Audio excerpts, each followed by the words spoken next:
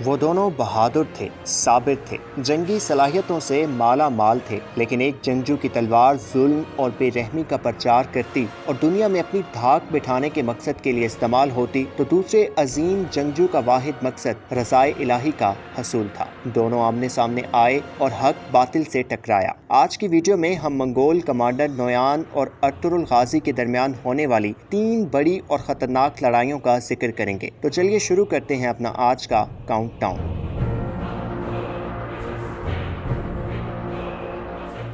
Number 3، Ertugrul Ghazi کو منگول سپاہی ٹنگوت رسیوں سے جکڑ کر نویان کے سامنے پیش کرتا ہے اور نویان چند نہتے معصوم لوگوں کو جلا کر ارطغرل پر اپنی دھاک بٹھانے کی کوشش کرتا ہے، لیکن ارطغرل غازی نویان سے کسی صورت مخلوق نہیں ہوتے۔ یہ سلسلہ مستقبل قریب میں بھی جاری رہتا ہے اور نویان ارطغرل کو اپنی اطاعت پر مجبور کرنے کی بھرپور کوشش کرتا ہے، لیکن جو خالق حق کی اطاعت سے فیضیاب ہو جائیں وہ سر ظلم کی تعظیم میں بھلا کیسے جھک سکتے ہیں۔ ارطغرل غازی استقامت کا مظاہرہ کرتے ہوئے نویان کا ہر ظلم برداشت کرتے ہیں اور آخر اس کی قید سے فرار ہونے میں کامیاب ہو جاتے ہیں۔ اس پہلے مارکے میں اگرچہ نویان ارطغرل پر حاوی رہتا ہے، لیکن اس برتری کے لیے اسلام کے اس عظیم سپاہی کو رسیوں سے جکڑ کر اور تلوار سے محروم رکھا جاتا ہے۔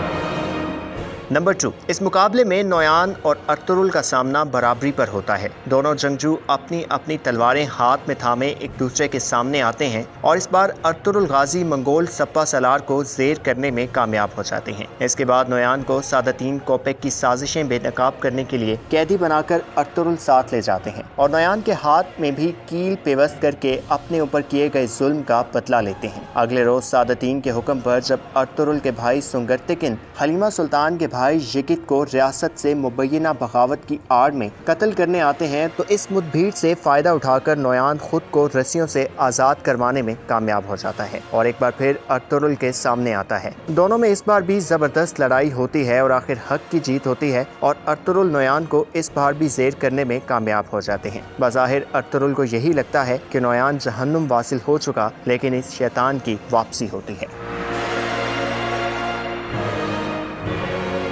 نمبر 1، چوتھے سیزن میں اچانک نویان اپنے تمام تر شر سمیت سکرین پر ظاہر ہوتا ہے اور سب سے پہلے اسلام قبول کر کے ارطغرل کے لیے جاسوسی کے فرائض سر انجام دینے والے احمد کو شہید کر دیتا ہے۔ اس کے ساتھ ساتھ نویان اپنی بہن ایلانورا کو ہانلی بازار میں تجارت کی غرض سے بھیج کر ارطغرل کو معاشی نقصان پہنچانے کی کوشش بھی کرتا ہے۔ اسی دوران ایک بار نویان اپنے سپاہیوں کے ساتھ بمشکل ارطغرل کو قابو کرتا ہے اور ارطغرل کو دردناک موت دینے کے عزم کا اظہار کرتا ہے، لیکن اسی وقت ارطغرل کے سپاہی وہاں پہنچ جاتے ہیں اور نویان کو ایک مرتبہ پھر ارطغرل کے ہاتھوں شکست کا سامنا کرنا پڑتا ہے۔ ناظرین، اگرچہ نویان نے ترک قبائل اور ارطغرل کو بہت نقصان پہنچایا، لیکن جب بھی نویان نے سامنے سے حملہ کیا اسے ارطغرل غازی کے ہاتھوں ناکامی کا سامنا ہی کرنا پڑا اور اسلامی تاریخ کے عظیم جنگجو ارطغرل غازی نے ظلم کا پرچار کرنے والے اس منگول کو ناکو چنے چبوا دیے۔